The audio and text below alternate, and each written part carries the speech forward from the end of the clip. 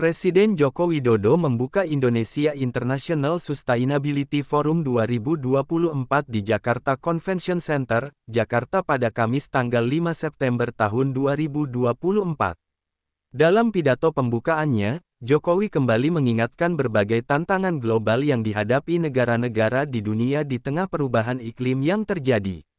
Ia menyebut selama dunia menggunakan pendekatan ekonomi, persoalan perubahan iklim tak akan bisa terselesaikan.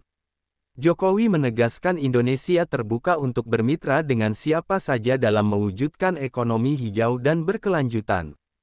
Saya rasa saya tidak perlu lagi menyampaikan soal betapa berbahayanya perubahan iklim, soal betapa mendesaknya transisi energi, soal betapa pentingnya keberlanjutan. Bapak Ibu yang hadir di sini pasti sudah jauh lebih tahu. Yang justru ingin saya tekankan adalah permasalahan perubahan iklim ini tidak akan pernah bisa terselesaikan selama dunia menggunakan pendekatan ekonomi. Selama dunia hanya menghitung keuntungannya sendiri, dan selama dunia hanya mementingkan egosentrisnya sendiri-sendiri.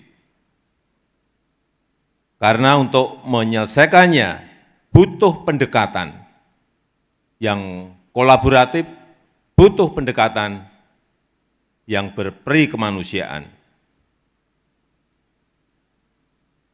Dan kolaborasi antara negara maju dan negara berkembang.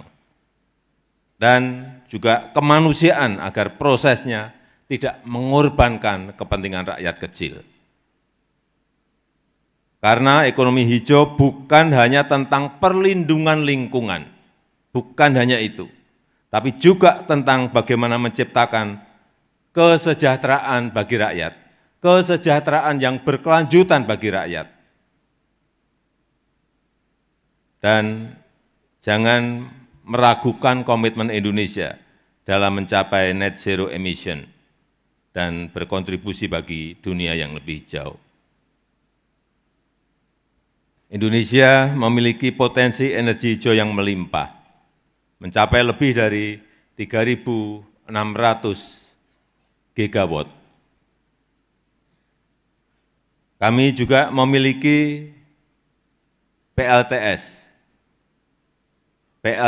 Apung, pembangkit listrik tenaga surya Apung di Waduk Cirata dengan kapasitas 192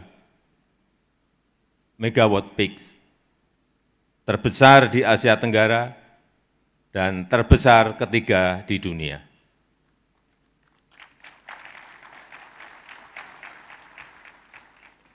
Indonesia juga memiliki potensi besar dalam penyerapan karbon. Hutan mangrove kami, hutan mangrove Indonesia itu terbesar di dunia, seluas 3,3 juta hektar, yang mampu menyerap karbon 8-12 kali lebih baik dibandingkan hutan hujan tropis. Ini yang banyak orang tidak tahu. Indonesia memiliki kawasan industri hijau seluas 13.000 hektar. Ini juga salah satu yang terbesar di dunia. Tapi semua itu tidak akan memberi dampak signifikan bagi percepatan penanganan dampak perubahan iklim selama negara maju tidak berani berinvestasi, selama riset dan teknologi tidak dibuka secara luas, dan selama pendanaan tidak diberikan dalam skema yang meringankan negara berkembang.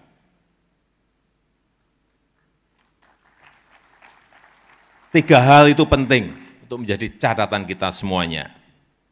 Dan Indonesia sangat terbuka bermitra dengan siapapun untuk memaksimalkan potensi bagi dunia yang lebih hijau, untuk memberikan akses energi hijau yang berkeadilan, untuk mendorong pertumbuhan ekonomi inklusif dan berkelanjutan.